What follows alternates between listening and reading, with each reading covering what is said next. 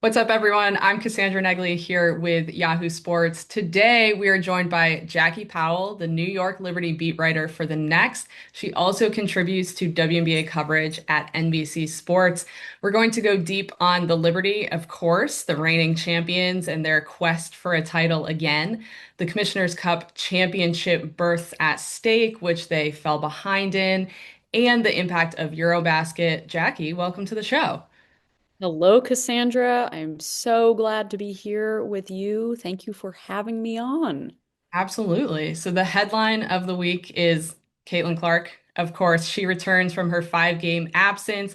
She scored 32 points, 25 in the first half against the reigning champion New York Liberty. Those deep threes just absolutely incredible. Looked like she had no rust coming off that absence, was feeling good. Those three-pointers in a row, just insane. Caitlin Clark can do that and did it on the Liberty. Of course, on the flip side, it is New York's first loss of the season. It's been a few days. They've had some practices. Jackie, what are you hearing out of New York and how they're handling that loss? Yeah, so I was just at New York Liberty practice where they actually took off yesterday and they got back to work today. They will be playing the Atlanta Dream on Tuesday, but Sandy Brondello had a 30-minute film session before getting into practice. She deployed one of her assistants, Zach O'Brien, who did the scout for the Indiana game, to really lead the discussion as to where the mistakes were made offensively. Then you have Olaf Lang, another assistant who mostly works with the team on defense. And so obviously the glaring deficiency that we saw was just New York's lack of defensive intensity and lack of defensive awareness, which led to Indiana being able to make, I believe, was it 18 threes? I think 17, so close. 17? A Okay. franchise record, I believe.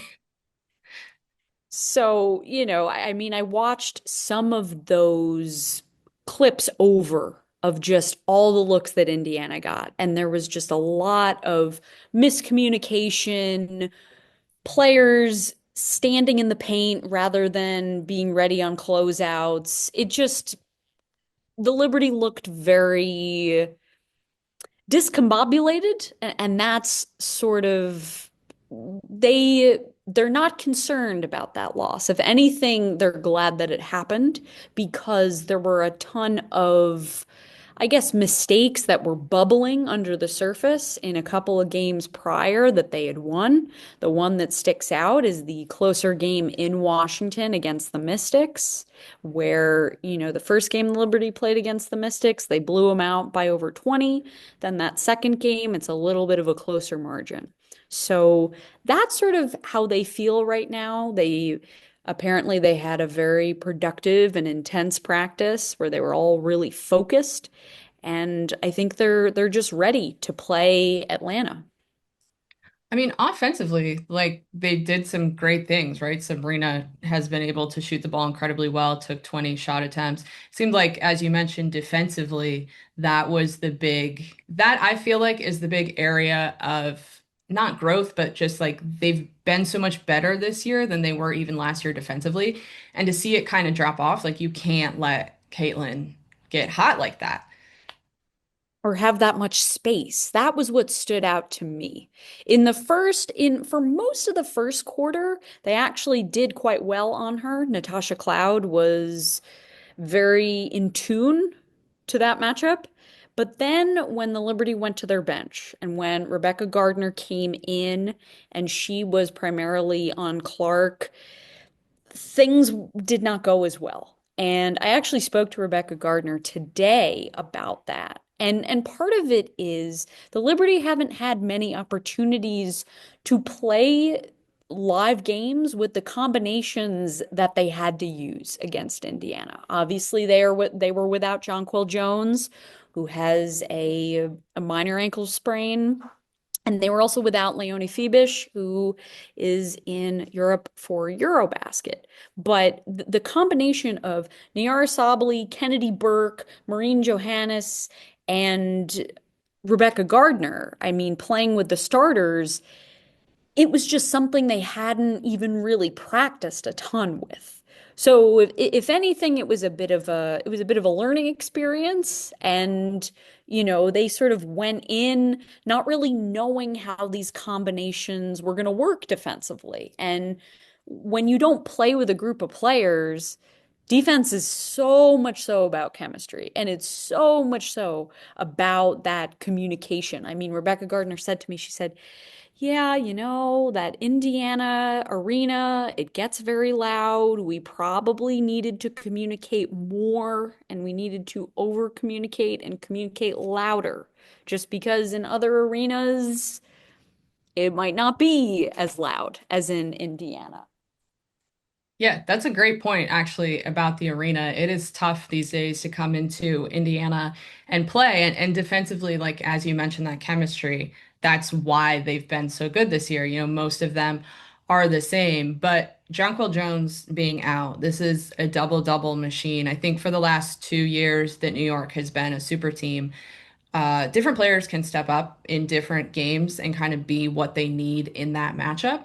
But JJ, to me, is that just like propeller. Like she keeps it going. She's going to be on the boards, on putbacks, defense, as you mentioned. And to go without her is huge. And then that double whammy of being without Leonie Fivich, who incredible defensively. I think Sandy Brondello had mentioned that after the game. You know, there's all this talk of Caitlin Clark coming back and what that means for Indiana. And I felt like this game was kind of like Indiana's season opener, where the adrenaline is so high and you're so excited. And Steph White had said before the game, it does feel kind of like day one. Like we're getting everybody back, we're building towards it. And it erupted after that initial horn. But for the Liberty, who, as you said, like Brianna Stewart had said it after the game, there were some issues in some games. And until you lose, it's just kind of natural behavior to not like start clicking that and fixing those issues. And for New York, going without JJ and Leonie cannot be overlooked. So moving forward, like for these teams, New York reigning champion, Lynx doing very well, took their first loss, but certainly have everyone back. Indiana seems to be in the top contention. When these two meet again, and potentially everyone is healthy when they see each other next month, what's going to look different? Like, do we expect the same result? Do we expect Caitlin to be able to keep this up against a team like New York? I think Caitlin will still play well, but it's not going to look that easy. She's not going to have that much space. I think, you know, there will be much more attention to Caitlin, the shooter, the shot creator. And I think where she's going to have her success is going to be when it comes to facilitating and passing. In that first game, her highest level of success came via the Aaliyah Boston pick and roll, where they crushed the Liberty on that pick and roll coverage in the first game. Then in the second game, you saw Nyara Sabally and Sabrina Ionescu doubling Aaliyah Boston. The Liberty paid so much attention to Aaliyah Boston, which makes a lot of sense. But then it was almost like there were moments of, it's Caitlin Clark. You gotta guard her. You cannot give her a lot of space. And just, their transition defense. That was something that Sandy Brondello stressed today. She was like, our trans D was just so bad. And that's when the Fever really get their best looks. I mean, the one thing that's on my mind when it comes to Indiana is playing small for as much as they seem to like to. Are there going to be some repercussions when it comes to that, especially when Jonquel is back in the fold? I think we all know if you take a look at the box score from that game. So Natasha Howard, her minutes, she played in 14 minutes, while Sophie Cunningham, 24 minutes. Lexi Hull, I believe 34 minutes. Obviously, Dewana Bonner was away from the team. There was some sort of personal thing that she was going through. But I think my question is, there are some issues with getting those veterans comfortable and getting them into their zones where they can produce at their best. So I just wonder, will New York be able to exploit them a little bit more if they are still that small and if DeWanna Bonner is not at her best self and if Natasha Howard continues to struggle? Yeah, I want to get more into just kind of the long-term, Liberty specifically, what they look like this year going for a championship. But let's first talk about the result of that loss, because what happened is the Commissioner's Cup berths are completely wide open heading into Tuesday. Sandy Brondello had mentioned that after the game, they're kind of up against the wall, need some help.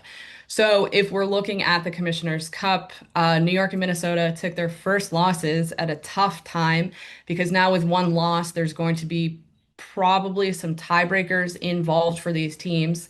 In the West, Minnesota can win the championship berth if they win on Tuesday night, but Seattle is also in contention. The East is even more complicated. Atlanta, New York, and Indiana are in contention on Tuesday night. If the Dream defeat New York, Atlanta gets that berth. And of course, this is very important to everyone. There's a lot of money on the line. This is a New York team that wants to build a legacy. Certainly, that looks like a repeat Commissioner's Cup championship. What are you looking at for the Commissioner's Cup and how this is all going to play out, and maybe what players have said about it heading into Tuesday?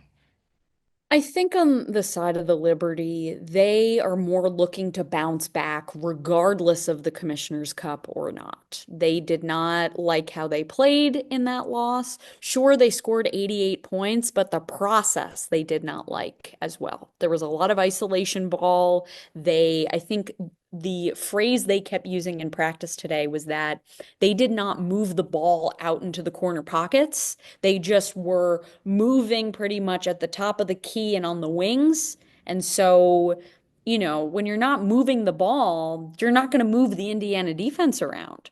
So that was they want to get back to who they are. So they're gonna, it's gonna be tough for the Liberty to return to the Commissioner's Cup championship because even if they beat the Atlanta Dream on Tuesday night, they're going to need the Connecticut Sun to defeat the Indiana Fever. And the Connecticut Sun, I believe, have the worst defensive rating in the league. It is a 112.2 defensive rating.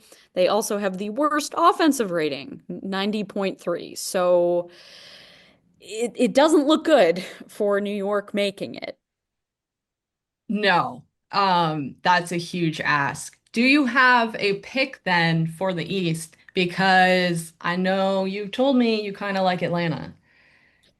I do. I think New York is going to come out and really want to get back on track on Tuesday night. I think they'll beat Atlanta, but I think it's going to be close. I mean, the Atlanta Dream just dismantled the Washington Mystics. But the thing about Atlanta, which is not lost on me, is their defensive rating. So, although I'm looking at the current defensive rating, they now have the third best defense in the league, 96.4. Wow, it's a lot better than what it was maybe a week ago.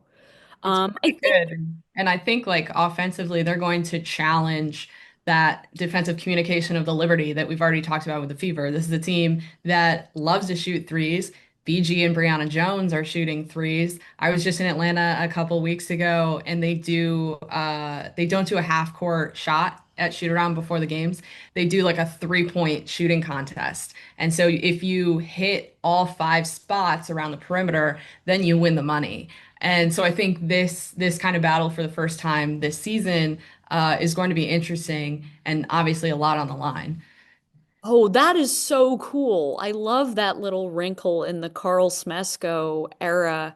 I think for me, the matchup to really look at in this matchup with the Dream in New York is the matchup of the bigs because what's interesting about New York is their bigs they're matchup nightmares, right? And so I think you see the thing about Brianna Jones and Brittany Griner is they obviously provide a lot of strength and size, but they don't necessarily provide a lot of athleticism. And so when the Liberty have someone like Kennedy Burke, who has a very quick first step, depending on who Atlanta has guarding her, that could be a big problem.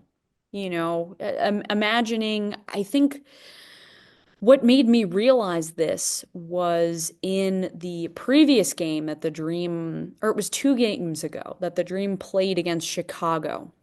And while the Dream ended up really beating Chicago in that fourth quarter, what became clear to me was seeing Angel Reese matched up on Brianna Jones and vice versa. And so that really, I mean, Angel is much more athletic than Bree Jones. And so it became quite clear ways that you could exploit the Dream and their post situation there. You had mentioned that New York is more focused on just getting back to themselves, more important than the Commissioner's Cup game. This is a long season. We're not even technically a quarter of the way through with a 44 game season, and the Liberty want to build that legacy with championships. They add Natasha Cloud, which adds just a different dimension. They look better defensively. She's kind of the head there. Offensively, running with a better pace.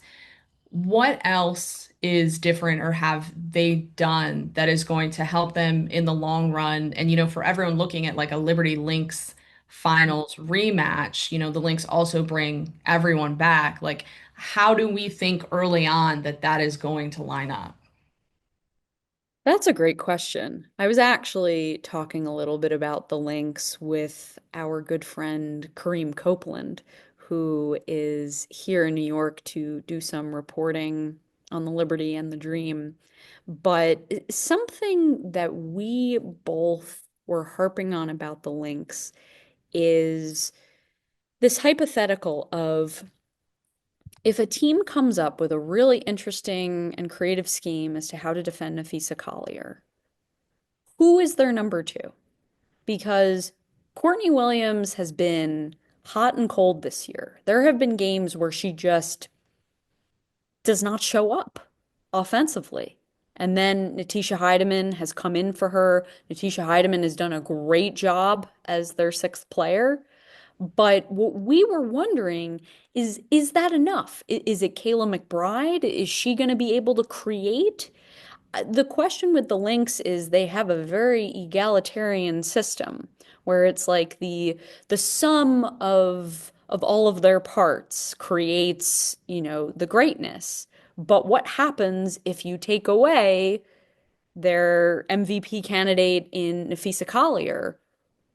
What's going to happen? I think that's the thing with New York is if you take away Jonquel, Stewie and Sabrina can still lead your team to score 88 points, as we Sure. saw against the Fever.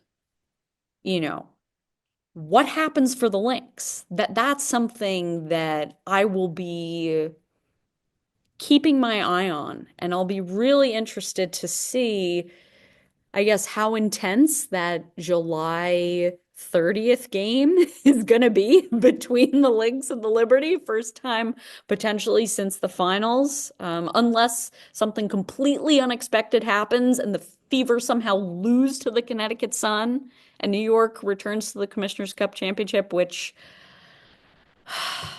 I just don't think that's going to happen. But when you talk Lost, about the lost Lynx, in the sauce of that New York loss to Indiana is that we probably just lost a Lynx Liberty rematch before July 3rd. So we're still looking at like 6 weeks until we see this rematch. for sure. I mean, I've also paid attention to when it comes to the Lynx, they early in the season, they weren't beating the teams that they obviously should beat by larger margins. That was something I noticed. I know there were close games against Dallas, there were close games against the Sun. And then also, if you take a look at their defensive rating as well, The they defense are has been, yeah, really shaky to start the year. And that's something, in that like season opener against the Wings that you mentioned, Cheryl Reeve was not happy about it in game. Fee was not happy about it in game. I think it's an interesting conversation of, if you come, whether you were rooting for the Liberty or the Lynx, whether you think it was stolen from the Lynx or not, that finals was just like the razor thin margin. And even though the Lynx have made like a few minor moves, like you have the Lynx running it all back, and then the Liberty making these little moves to hopefully improve their team, but at least change their team enough. And I think, by the time we get to the finals, if this is a matchup we see or the semifinals or whatever, it'll be interesting to see how that does play out and how we can look back and see the differences. For sure. I think if you want to talk about the Liberties, how they've changed and how they got better, which I think was how you started off this segment, the Natasha Cloud is the obvious addition, but I think there has to be some discussion when it comes to Kennedy Burke and Mhm. what she has been able to do. It's not just the shooting, it's her decision making. It's the trust that she has with, the Liberty's big three, the Liberty's coaching staff. New York loves putting the ball in her hands because she's such a good decision maker. She knows when to take her shot and she knows when she needs to drive past a closeout. She knows when to get into a high-low action with Stewie and JJ. She knows when to get the ball out of her hands. I think Kennedy Burke, on paper, the idea was she would take Kayla Thornton's role, from 2024. One could argue that Kennedy Burke is doing Kayla Thornton's role and even more. And so, having Kennedy Burke more involved in both the offense and the defense, I mean, you know, consistently she's been called upon by the coaching staff and consistently she's been able to deliver. There were moments in 2024 where, Kayla Thornton would come on and she would bring a ton of energy, but maybe she wasn't efficient enough, or maybe she didn't make a great decision in the moment. Kennedy Burke is a high level decision maker. And, you add that into a playoff series and it changes things. You also have Maureen Johannes, who is continuing to get more and more confident. When you talk about someone, you can put the ball in their hands and just sort of let them create, and it doesn't have to be in the flow of a strict system.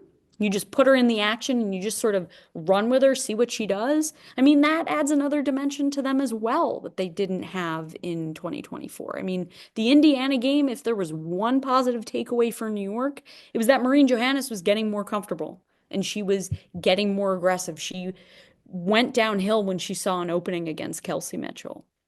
Yeah, Kennedy Burke is in that position of having more minutes, of course, because Kayla Thornton was the Golden State Valkyries pick in that expansion selection. Kind of weird to call it a draft. Um, but let's talk about the Valkyries and the Liberty. EuroBasket is happening this month, and we're seeing a lot of players already hit the road for their overseas national team commitments to play in this. Obviously has an impact on WNBA teams. When you look at the Valkyries, they have quite a few players overseas, which they knew. They're a very heavy international team. New York is going without Leonie Fibish, of course, who is overseas. Big news for them, though. Nyara Sabally decided that she would not go and join her German national team and instead stay back, which is doubly huge, I think, for New York because they are losing JJ. So for you, following a team that is impacted so deeply by EuroBasket right now, clearly takes that loss to Indiana, impacts the Commissioner's Cup. How does EuroBasket impact WNBA teams like this? It can be quite impactful, and I appreciate that you brought up Nyara Sabally's decision because I think right now we're seeing a change from WNBA players making decisions for themselves as people instead of making decisions for their home countries and their home federations. It's a really interesting transformation that we're seeing because years ago it was a given. If you were an international player that was a played a big role on their national team, you'd be going over. That just was the assumption. And so I think that is worth noting. But when it comes to that impact, it can be really tough. I mean, you just mentioned with New York, they obviously did not have Leo Phoebish, who, I noted that Rebecca Gardner struggled a little bit guarding Caitlin Clark. You put Leo Phoebish, who is 6'4" and has a 6'4" wingspan. You give Caitlin Clark some real length. Rebecca Gardner is a great point of attack defender, but she's not as long. She does have long arms, but she's smaller. So clearly, the Liberty missed having Leo Phoebish. But for the Valkyries, I mean, they have Temi Fagbenle, who's been their very steady center and really helped them win that game. They recently played against Seattle. So she's playing for the British national team. You have Janelle Solon, who is with the French national team. She, I believe, has been one of their best shooters. That's just the eye test, but her shot is so pure, the high release, she's so long. Really interesting player. Then you have Chechi Zandalicini, who I'm sure listeners remembered from the WNBA finals. Really good shooter. The Golden State Valkyries got her in the expansion draft from the Lynx. And then Julie Van Loo, who is an explosive point guard.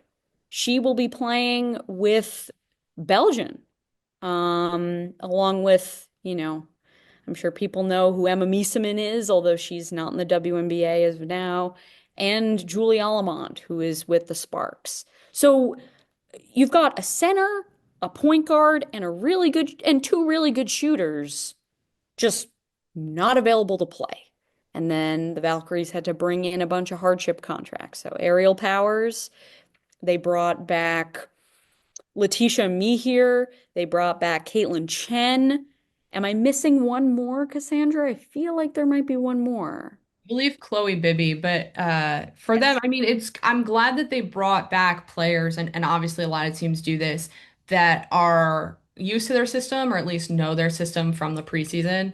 In terms of like how EuroBasket impacts teams, like we talked about it, the chemistry of teams is now impacted. Depending on what your schedule looks like, it could have a significant impact on the standings. And like so much of the league makes the playoffs, but those top four really do matter. And for a team like the Valkyries as well, like they've been playing really well. I mean, been a surprise in terms of an expansion team. Played New York really well, played other top teams really well. They now have to play Indiana, a resurgent Indiana coming off of Caitlin Clark's return, without some of those pieces on a team that's like found different ways to win. And with Natalie Nakase at the helm, like I still believe they will find different ways to win, ratchet up that defense.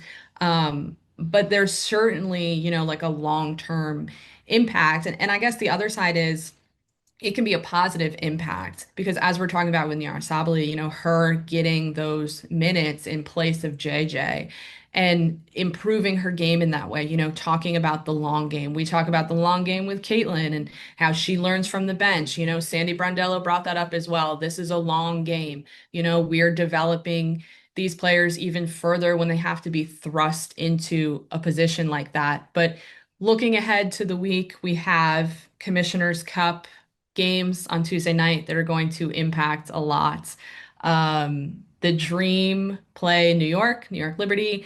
Las Vegas plays Minnesota. We have the Indiana Golden State game. Is there anything else you're looking at this week in terms of big games? I think I'm gonna be very curious to see how Phoenix does this week, actually. Phoenix plays the Liberty. I believe that is on Thursday night.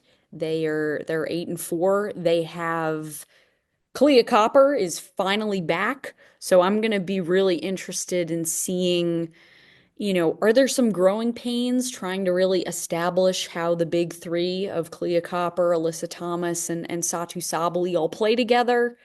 Going up against the defending champs, that's something that's going to be really fascinating. So, going to be keeping an eye on Phoenix.